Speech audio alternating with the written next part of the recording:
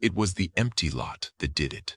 Wendell could have forgiven a struggling charity. He could have understood mismanagement or poor planning. But there was no charity. There never had been. Just a website, a P.O. box, and a nephew who looked him in the eye every Sunday dinner and asked how he was doing. Dale had designed the whole thing for him. Veterans, first responders, families of the fallen. Every cause Wendell cared about, wrapped into one organization that existed only to take his money. $20,000 over 5 years. And Wendell wasn't even the only victim. Dale had gone after the whole family, his cousins, his uncle, his own mother. $60,000 stolen from people who loved him. Wendell was 73 years old. He'd buried his wife. He'd buried friends. But he'd never had to bury the idea of someone while they were still alive. Until now. Wendell Grady retired from the fire department 11 years ago after 31 years of service. After all that time on the job, retirement was supposed to be quiet. And it was. Maybe too quiet. His wife Carolyn passed 6 years ago. Heart attack in her sleep. No warning. One day she was there, the next she wasn't. Wendell sold the big house and moved into a 2-bedroom place closer to town. He didn't need the space anymore. He kept busy with yard work and the occasional fishing trip. He went to church on Sundays. He watched the news. He wrote checks to causes he believed in. The Veterans Charity was Dale's idea. Looking back, Wendell should have asked more questions. Dale was Wendell's nephew, his sister's only boy. When Wendell's sister divorced her husband back in 1993, Dale was just 10 years old.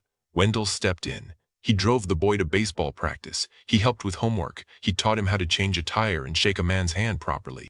When Dale graduated high school, Wendell paid for 2 years of community college out of his own pocket. He never asked for the money back. Wendell's sister passed 12 years ago. Ovarian cancer. After she was gone, Dale was the closest thing to a son Wendell had left. They talk every Sunday. Dale came over for holidays. When Dale told him about the charity, Wendell didn't hesitate. It was 5 years ago. Dale sat at Wendell's kitchen table and explained the whole thing. A non-profit to help veterans and first responders, families of the fallen. Emergency assistance for guys who came home and couldn't find work. Dale said he'd seen too many of them struggling. He wanted to do something that mattered. Wendell thought about the men he'd served with, the ones who didn't make it to retirement, the ones who did but came out broken. He wrote the first check that same night, $200. He told Dale to put it to good use. Every month after that, Wendell sent the same amount, $200, never missed once. The charity sent him letters, professional looking, nice logos, updates on the work they were doing. Dale mentioned it sometimes at Sunday dinner, a family they'd helped, a veteran who got back on his feet. Wendell never asked for details. He trusted the work was being done. Over 5 years, Wendell donated just over $20,000. He didn't think much about the total. It wasn't about the money. It was about doing something useful with the years he had left, about family. About the idea that Dale had turned into the kind of man who helped people instead of just taking from them. That's what Wendell believed for 5 years. Then he decided to see the charity for himself.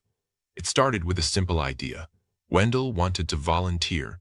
6 years without Carolyn had taught him that empty hours were dangerous. Too much time to sit and remember. Too much silence in a house built for two. The fishing trips helped. Church helped. But he needed something more, something that put him around people who needed him. The charity seemed like the obvious answer. He'd been writing checks for 5 years. Now he wanted to show up, sort donations, answer phones, whatever they needed. He was 73 years old, but he could still lift boxes and make conversation. He wasn't useless yet. He called the number on the charity letterhead twice over 3 days. Both times it went to voicemail. Nobody called back. Wendell wasn't the type to sit around waiting. On Tuesday morning, he got in his truck and drove to the address listed on every letter they'd ever sent him. It was across town, maybe 20 minutes. He had the letterhead on the passenger seat just in case he needed to double-check. The GPS told him he'd arrived. Wendell looked out the window and saw nothing. Not nothing exactly. There was a laundromat on the left, a pawn shop on the right, and between them, an empty lot, cracked pavement. weeds growing through the gaps, a chain-link fence with a faded "For Lease" sign zip-tied to the post. The sign looked like it had been there for years. Wendell checked the address on the letterhead. Then he checked the GPS. Then he checked the letterhead again. The numbers matched. This was the place. He got out of the truck and walked the lot. Maybe there was a back entrance. Maybe the office was behind another building. He walked the whole block. There was nothing. No signs, no doors, no indication that any charity had ever operated within 100 yards of where he stood.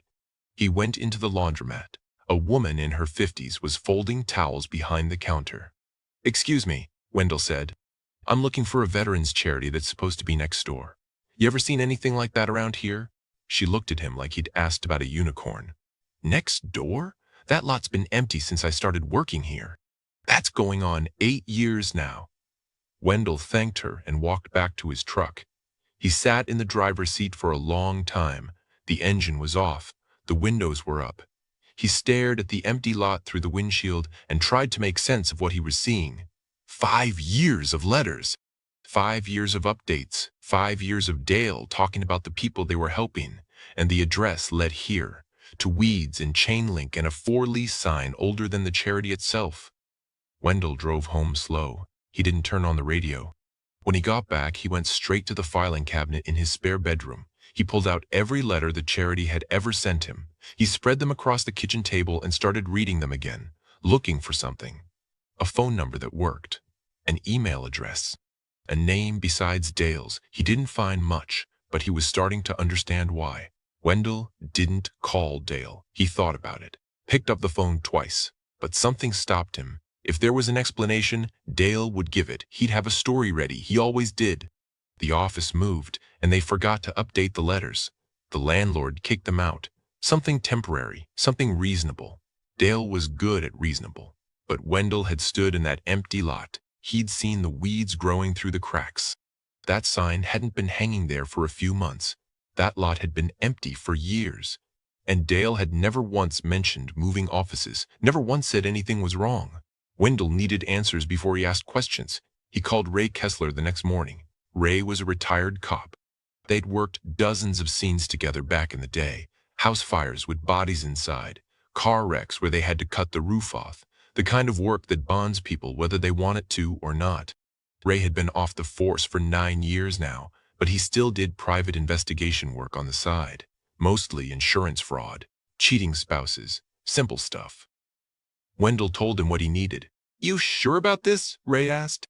"This is your nephew we're talking about. That's why I need to be sure," Wendell said, "one way or the other." Ray said he'd look into it. Told Wendell to give him a week. It took 5 days. Ray showed up at Wendell's house on a Saturday afternoon with a manila folder and a look on his face that said everything before he opened his mouth. "You're going to want to sit down for this," Ray said. They sat at the kitchen table. Ray opened the folder and spread the papers out. Wendell watched him do it. He felt like he was back at a fire scene, that moment before you open a door and find out what's on the other side. "The charity doesn't exist," Ray said. "I mean, it exists on paper. There's a website, a P.O. box in Dayton, but that's it. No IRS registration. No state charity license. No record of any programs or grants or services provided to anyone." Wendell nodded slow. He'd already guessed that part. "The bank account is where it gets interesting," Ray continued. "It's registered under the name D. Mitchell Horn. Mitchell is Dale's middle name. Horn is his mother's maiden name, your sister's maiden name." Wendell felt something shift in his chest. Not surprise exactly. More like the last piece of something clicking into place. "I pulled what I could on the account activity," Ray said. "It's not a complete picture, but I got enough." He slid a sheet of paper across the table. Wendell looked at it. Transaction records, dates and amounts and descriptions, car payment. 14 months of car payments on a truck Dale bought 3 years ago, vacation rental in Gatlinburg, another one in Myrtle Beach, bar tabs, restaurant charges, a furniture store, electronics store, an online poker site. Wendell read the list twice. His hands didn't shake. His voice didn't crack. He just read it and let the numbers settle into his brain. $20,000, 5 years of checks. every one of them cashed and spent on Dale's life. His truck, his vacations, his entertainment. Not a single dollar had gone to any veteran. Not a single family had been helped. "I'm sorry, Wendell," Ray said. "I wish I had something different to tell you." Wendell didn't say anything for a long time. He just sat there looking at the papers. All those Sunday dinners, all those phone calls, Dale asking how he was doing, Dale thanking him for believing in the cause. Dale sitting at the same table 5 years ago with that earnest look on his face, talking about helping people who'd served their country. Every word of it was a lie. Wendell gathered the papers and put them back in the folder. He looked at Ray. "What do I owe you?" "Nothing," Ray said. "This one's on me." Wendell thanked him and walked him to the door. Then he came back to the kitchen and sat down with the folder in front of him. He wasn't sad. He wasn't confused. He was angry. The kind of anger that doesn't burn hot. The kind that goes cold and stays cold until you decide what to do with it. Wendell had decisions to make. And the first one was finding out how many other people Dale had fooled. Wendell made the first call on Monday morning. His brother-in-law Frank had been married to Wendell's sister for 18 years before the divorce. Even after she left him, Frank stayed close with the family. He came to barbecues. He sent Christmas cards. He still called Wendell once a month just to check in. Wendell kept the conversation casual, asked about Frank's health, his golf game, his grandkids. Then he mentioned Dale's charity, said he was thinking about increasing his donation and wondered if Frank had ever given. Frank laughed. "Every month for the past 4 years, $150 a month. Dale really got me with that pitch about helping first responders. You know I've always had a soft spot for you guys." Wendell did the math in his head. 4 years at $150 a month. Over $7,000. "Good cause," Wendell said. He kept his voice steady. "Real good cause." He called his cousin Patty next. She was 70 years old and lived on a fixed income, Social Security, and a small pension from the school district where she'd worked as a secretary for 25 years. She didn't have money to throw around. "Oh, I've been giving to Dale's charity for 3 years now," she said. "Just $50 a month. It's not much," but Dale said, "Every little bit helps. 3 years, $50 a month. Another $1,800. Morris had been giving $200 a month for 4 years. Nearly $10,000. Every call was the same. Wendell asked casual questions. Got honest answers. Wrote the numbers down on a legal pad. The column grew longer with every conversation. The last call was the hardest. Dale's mother was named Evelyn. She'd remarried 8 years ago to a decent man named Howard. They lived about 40 minutes away in a retirement community. Wendell saw them at holidays and the occasional birthday. He drove out to see her in person. Didn't want to do this one over the phone. They sat on her back porch with glasses of iced tea.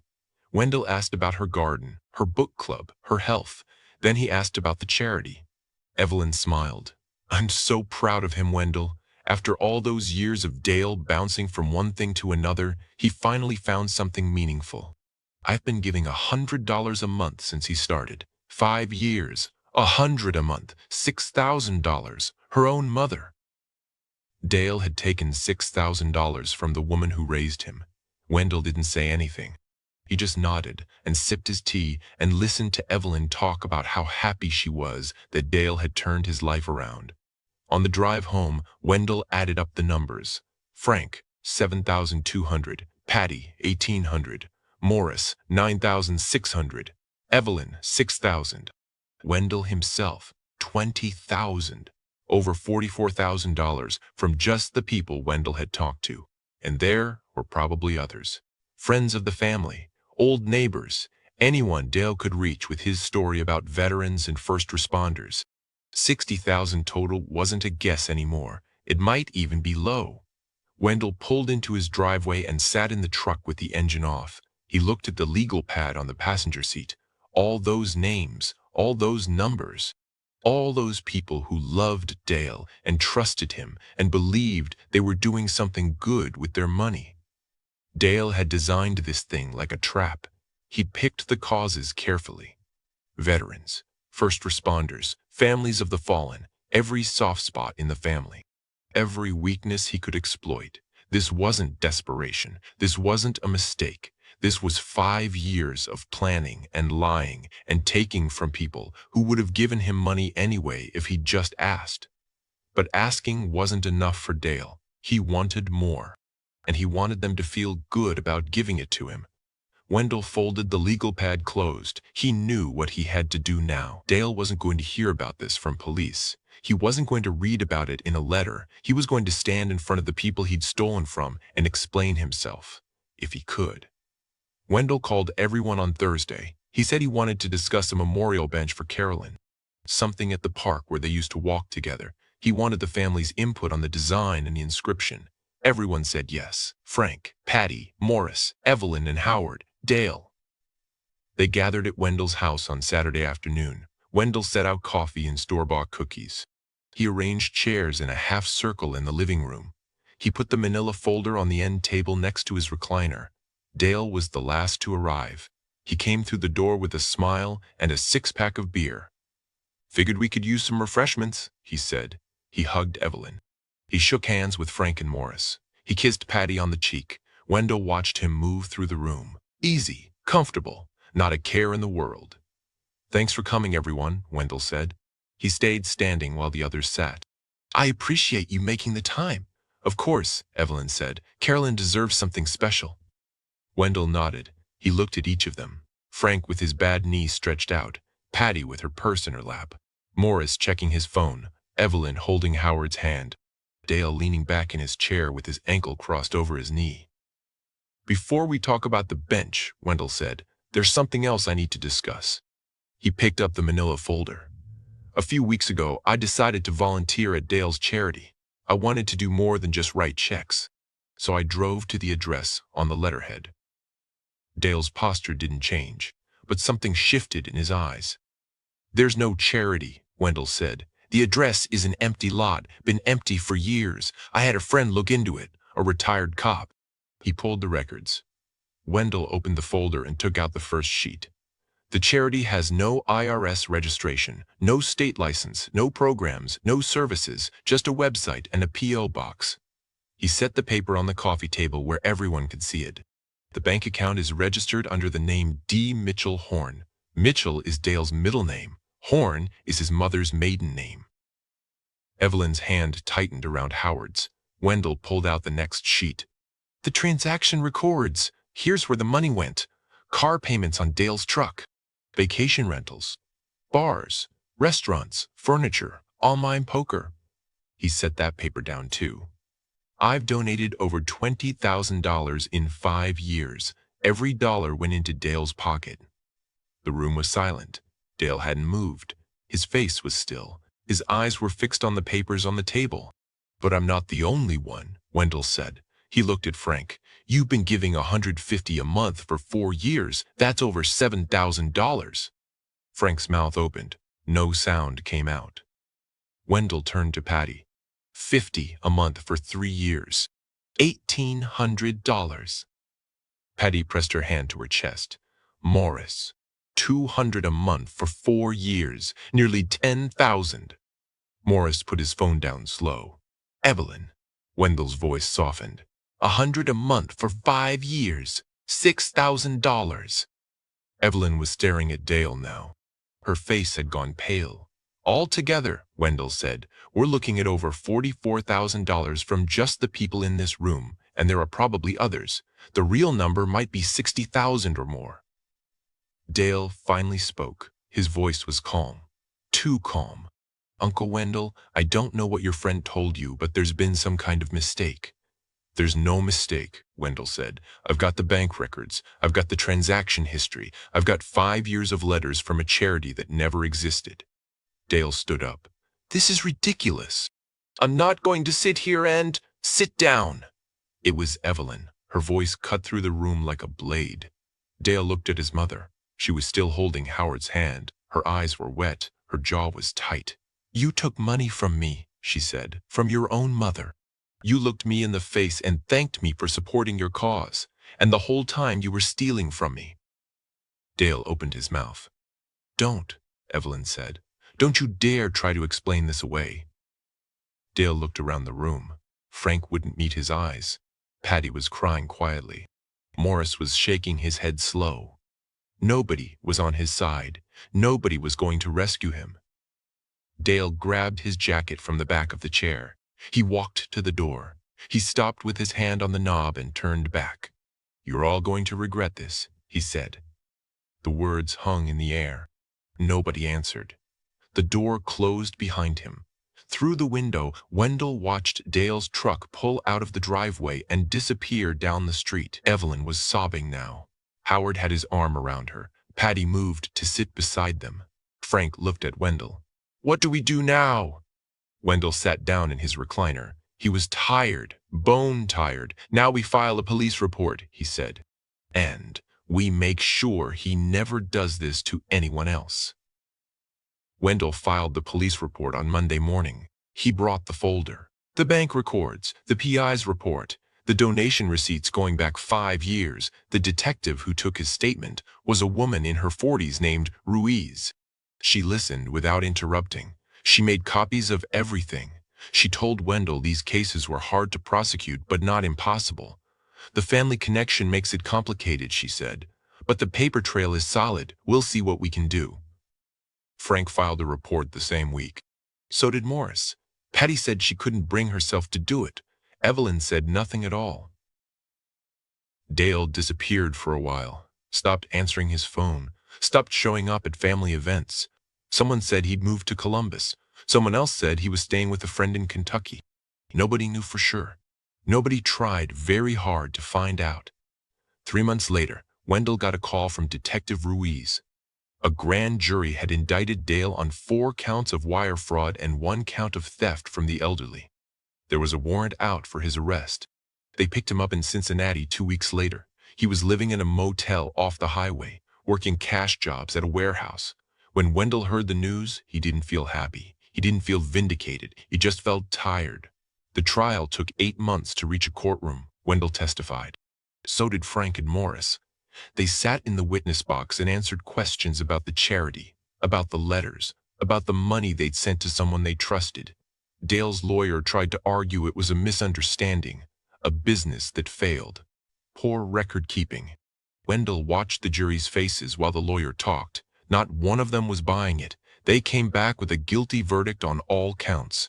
The judge gave Dale 4 years. Evelyn didn't come to the trial. She didn't come to the sentencing either. Wendell called her afterward to tell her the outcome. She listened. She thanked him. Then she said she needed to go.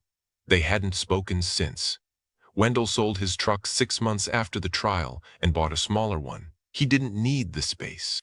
He started volunteering at a real veterans organization 3 days a week. They ran a food pantry and a job placement program out of a converted warehouse on the east side of town. The work was simple: sorting canned goods, stacking boxes, helping guys fill out applications. Nothing dramatic, just useful. One of the other volunteers asked him once why he'd started coming. "I spent 5 years thinking I was helping people," Wendell said. "Turned out I wasn't. Now I want to make sure I actually am."